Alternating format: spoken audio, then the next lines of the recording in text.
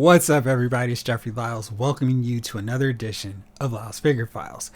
We're at PulseCon Eve, just hours away now from PulseCon. It's one of my favorite events of the year. It's not quite at the level of San Diego Comic-Con because it just focuses on Hasbro products, but it's starting to get there because I collect a lot of Hasbro brands.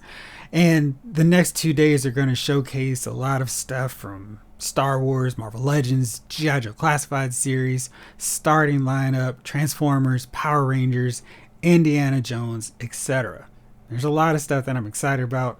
Some of it's based on rumors, some of it's based on just my hopes for what we see, and some of it's just because it's my favorite brand and I can't wait to see what new products we're going to see for it. So I decided for this episode, rather than just do a basic preview, I want to talk about some things that I hope to see from PulseCon. Not so much with lineups, I want this character, I want that one. I just want to approach it from a wider perspective of some things, some trends I hope to see. Now, PulseCon kicks off tomorrow at 11 a.m. with a pre-show, but we don't actually see figure reveals until the very first brand showcase. That's Transformers at 1:15, so a lot of building up hype and excitement. I like PulseCon because they have so many people who are clearly enamored and hyped up about Hasbro. It's just a fun party. And as long as I can make sure I take the chat out, it'll be just great. So I want to just break down a few things I hope to see for the respective brands that I collect, some of which don't have a lot of changes, things that need improvement, but some of these brands I'm hoping to see some subtle changes to help further my excitement as 2022 wraps up and we start to head into 2023. Let's start off with Transformers, since it's the first one that's going to have its panel at 1:15 tomorrow. I think they're doing a great job with this brand. I am solely focused on the Generation 1 era, but there's so much product for all the different eras, for different Transformer fan bases, and I feel like they do a pretty good job of keeping the variety going. So for heads of Beast Wars, G1, Transformers Prime, there's stuff for everybody. And I'm not upset. It's like, oh man, you guys are focusing too much on Beast Wars, because I know eventually they'll get back to G1, get some great new studio series figures out there, some new legacy product, and I'll be really happy to see what we get. So for Transformers, I don't have a long list of suggestions or things I'm hoping to see, but for sure I want to see the final Stunticons so we can see what the completed Minosaur looks like. I think they've done a really cool job with them so far. I love the way they've incorporated the cars, and I just want to see that bad boy put together with all the pieces finally. And I also want to see some Aerobots, maybe one or two, just so we know that Minosaur's counterpart, Superion, is coming, because I love the Aerobots, much like I love the Stunticons, which were the opposite of the normal Decepticons flying around. These were the road raging Decepticons. The Aerobots were the Autobots' Air Force, essentially, and want to see them in the collection sooner rather than later. And I'd love to see just the starter Superion, so maybe we can just see one or two of them. That would be really cool. I have the Combiner, or the super huge Omega Supreme, but I'd love to see an updated Combiner version of Superion, much like we're getting with Minosaur. So definitely want to see those guys. And I'm also hoping to see some updates to some older figures they have put out in rotation, like Hound, Prowl. Some of these figures are just really hard to get now. They're super expensive. Shockwave, just figures like that, and just slight upgrades. We've seen Blitzwing, really excited to see him on Target shelves now, but I'd like to see Astro Train, some of those others, a Bumblebee that transforms into some semblance of a bug, Soundwave that transforms into a cassette deck. I like these Voyagers, they're kind of cool. The Cybertron vehicle modes for these guys, but I want to see the classic 80s transformation alt modes of these guys. So that'd be really fun to see them showing up tomorrow at PulseCon. So that's Transformers. Like I said, I'm really satisfied with what they're doing with the line. The rollout of figures is pretty good. Rollout was not a pun, but it just worked for that one. But I'm really excited what they're doing with Transformers. So keep up the good work. Power Rangers is going to be at 2:15. I really have no complaints about Power Rangers. Much like Transformers, there are all kinds of iterations, different brands of Power Rangers. I'm kind of Mighty Morphin on my collection, and I just want to see some more of those monsters. I think they're doing a really cool job with them, and having a shelf of random monsters to fight the Power Rangers is cool. But really, I don't have complaints about what they've done with them. Some of these alternate branches of the Power Rangers actually have me curious about checking out the shows, wanting to see more of them. And I'm always kind of like, do I want to start buying this branch of Power Rangers? Maybe, yes. These figures look really cool. But what they've shown always keeps me really interested in the line. So I hope to see some more exciting new reveals on that front. So then at 3 o'clock, we're going to get the starting lineup panel. And I'm really hoping to see a cheaper version than the $50 figures. Maybe a jaundice version where it's not as much paint. They're stripped down, no tattoos, no sneaker license, whatever it takes to get that price point down to a more reasonable $25 price point. I'm on board. Hopefully we'll see that. Failing that, of course, I would like to hear some news about some more figures, especially classic lineups, so we can see a Magic Johnson, Larry Bird, Michael Jordan. I know there's separate licensing issues they need to work out with retired players, but I feel like that's the avenue that would probably get a lot more people into this starting lineup. I'm not quite so sure if this original rollout of figures set the world on fire. The collecting world was like, oh yes, sign me up for these $50 figures of Ja Morant, Luka Doncic. I feel like if you're charging $50 for a Magic or a Bird or Jordan, people are more likely to go, that price is really expensive, but these are iconic Hall of Fame legends. The likeness is okay, I'll plug down $50 for them. Plus, I don't think there's as much issue with the tennis shoes, the sneakers. You don't have to worry about tattoos, so I think there's a little bit more leeway there. So we'll see. That is definitely the one thing I want to see with the starting lineup brand, because, geez, that $50 was way too much for me. Then Friday wraps up with the Marvel Legends panel at 3:45. Of course, this is the big one for Friday's reveals, and we've had some leaks, potential leaks of lineups and figures and sets we're going to see. I'm hoping most of those are true because they're pretty exciting if so. But what I want to see from Marvel Legends is pretty simple. I want to see a progression of teams. There's so many teams that the Hasbro Marvel Legends team have started, and in some cases, they're just a few members away from completing. Primarily Excalibur, one member, Alpha Flight, ditto, X Factor, you can get away with just one, but I mean, you just made a Darwin figure, and that guy is basically a Caliban repaint in the pink and white attire. All you got to do is make a new mask for him for his helmet look. I mean, we've got the Build-A-Figure Caliban, so why don't we go down with his powered down, not influenced by Apocalypse version. He'd be really easy to do. New Warriors, we've done a few of them, but let's keep them rolling. We've got Speedball. Now let's get Namorita, Marvel Boy / Justice, Silhouette. Let's complete the team. Let's see some more members on that squad. Thunderbolts need some new additions as well. We got the movie coming, so we got the tie-in there. So love to see some progression on teams, so we can go, this team is now officially crossed off. Now here's another 10 teams that we can start and complete as well. So I'd love to see that. I'd also love to see more implementation of the Shriek and the Vulcan molds, the pinless joints. Definitely in the case of Shriek, the double jointed elbows, the bicep for the women figures. I was playing around because I finally opened up my X-Force box set with Richter, Domino, and Cannonball.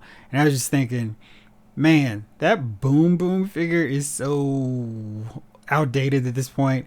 And I really want to see so many of the women figures they've made with this new body. Because it's got the bicep joint. It's got the double jointed elbows. And a little bit thicker than that frail teen body that they use for so many female figures. So I'd love to see more using that body, and hopefully all the regular figures that we're seeing coming forward use that, so we're not seeing any more Bucky Cap molds reused anymore. No more of the old spindly thin female figures showing up again. Going forward, let's use those new molds that we've created, guys. Next up, I want to see more comic book waves. I know we've seen, like right now in stores, my Targets are finally starting to get the controller wave. I feel like it's been so long since we've had a comic book focused wave. I'm trying to think back to what the other one was. I guess the X-Men Build-A-Figure Bonebreaker wave.